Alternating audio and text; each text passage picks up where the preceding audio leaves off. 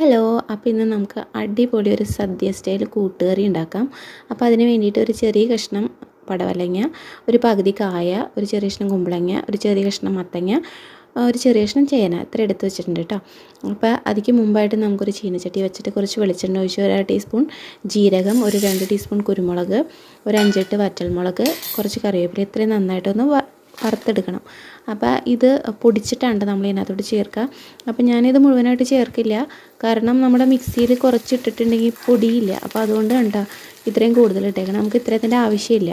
അപ്പോൾ നമുക്കിനി പിന്നെ വെക്കുമ്പോഴായും ഇതിപ്പോൾ ഈ പൊടി യൂസ് ചെയ്യാം കേട്ടോ. അപ്പോൾ അതിന് വേണ്ടിയിട്ടാണ് ഇത്രയും കൂടുതൽ എടുത്തേക്കണേ. നമുക്കൊരു 1.5 ടീസ്പൂണിൻ്റെ ആവശ്യമുള്ളൂ. അപ്പോൾ ഇനി ഇത് നന്നായിട്ട് വറുത്തെടുത്തിട്ട് നമുക്കിത് മിക്സിയുടെ ജാറിൽ ഒന്ന് പൊടിച്ചെടുത്ത് വെക്കണം.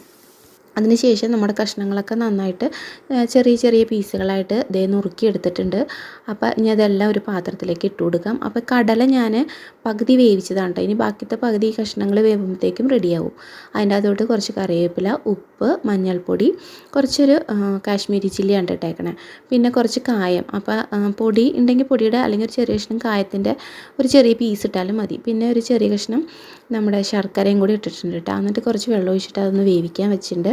അപ്പോൾ നമ്മൾ ദേ വറുത്ത് വെച്ചേക്കുന്നതെല്ലാം ചൂടാറിയുണ്ട്. ഇനി നമുക്കിത് മിക്സിയുടെ ജാറിലൊന്ന് പൊടിച്ചെടുക്കാം. അപ്പോൾ ഈ വറുത്ത എണ്ണ നമുക്ക് ആവശ്യമുണ്ട് കേട്ടോ. അപ്പോൾ അതേ പൊടിച്ചെടുത്തിട്ടുണ്ടെങ്കിൽ അതൊരു പാത്രത്തിലേക്ക് മാറ്റി വെച്ചിട്ടുണ്ട്. പിന്നെ നമ്മുടെ കഷ്ണങ്ങളൊക്കെ ഒന്ന് തിളച്ചിട്ടുണ്ട്. അപ്പോൾ ഇനി അതൊന്ന് നന്നായിട്ട് ഇളക്കിയിട്ട് കൊടുക്കാം. ഇനി നമുക്ക് തേങ്ങയൊന്ന് വറുത്തെടുക്കാനുണ്ട്. അപ്പോൾ ഞാൻ ഒരു അരമുറി തേങ്ങ അവിടെ ചിരണ്ടി വെച്ചിട്ടുണ്ട്. അത് മിക്സിയുടെ ജാറിലൊന്ന് ക്രഷ് ചെയ്തെടുത്തിട്ടുണ്ട് കേട്ടോ. അപ്പോൾ ഇതേ നമ്മുടെ വറുത്ത വെളിച്ചെണ്ണ ബാക്കിയുള്ളത് ഒഴിച്ചു. അതിൻ്റെ അകത്തോട്ട് 1 ടീസ്പൂണ് ഉഴുന്ന് പരിപ്പ് ഇട്ടു. നന്നായിട്ടൊന്ന് മൂപ്പിച്ചതിന് ശേഷം നമ്മുടെ തേങ്ങ ഒന്ന് ചതച്ചത് മിക്സിയുടെ ജാറിലിട്ടൊന്ന് ചതച്ചതാണ്ടത് അതും കൂടെ ചേർത്ത് നന്നായിട്ടൊന്ന് വറുത്തെടുക്കണം. നല്ലപോലെ വറുത്തെടുക്കണം. അപ്പോഴത്തേക്കും നമ്മുടെ കഷ്ണങ്ങളൊന്ന് ജസ്റ്റ് ഇളക്കിയിട്ട് കൊടുക്കുക. വെള്ളമൊക്കെ ഏകദേശം വറ്റാറായിട്ടുണ്ട്. ഏകദേശം വേവായിട്ടുണ്ട് കേട്ടോ. ചേനയൊക്കെ വെന്തിട്ടുണ്ട്. ഇനി നമ്മുടെ തേങ്ങയൊക്കെ ഇത് നന്നായിട്ട് വറുത്തെടുത്തിട്ടുണ്ട്. ഇനി നമുക്കത് മാറ്റി വയ്ക്കാം. അതിൻ്റെ അകത്തുനിന്ന് ഒരു 2 ടീസ്പൂൺ എടുത്ത് കുറച്ച് വെള്ളം ഒഴിച്ചിട്ട് നമ്മൾ മിക്സിയുടെ ജാറിലൊന്ന് നന്നായിട്ട് അരച്ചെടുക്കാം. ഈ അരച്ച അരപ്പ് നമുക്ക് ഈ കഷ്ണങ്ങളിലേക്ക് ചേർത്ത് കൊടുക്കാം.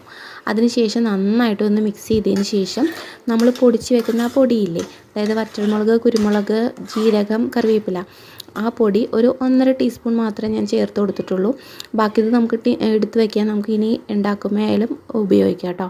അപ്പോൾ ഞാൻ 1.5 ടീസ്പൂൺ മാത്രമേ ചേർത്തിട്ടുള്ളൂ. അത് നന്നായിട്ടൊന്ന് മിക്സ് ചെയ്തതിന് ശേഷം ഇതിൻ്റെ അകത്തോട്ട് നമുക്കിനി നെയ്യ്, ഒരു ചെറിയൊരു ചീനച്ചട്ടിക്കകത്ത് കുറച്ച് 1 ടീസ്പൂൺ നെയ്യ് ഒഴിച്ചിട്ട് ഒരു 1/4 ടീസ്പൂൺ ജീരകവും കറിവേപ്പിലയും കൂടെ ഒന്ന് മൂപ്പിച്ച് നമ്മുടെ ഈ കറിയിലേക്ക് ചേർത്ത് കൊടുക്കട്ടെ. അടിപൊളി ടേസ്റ്റാണ് കേട്ടോ.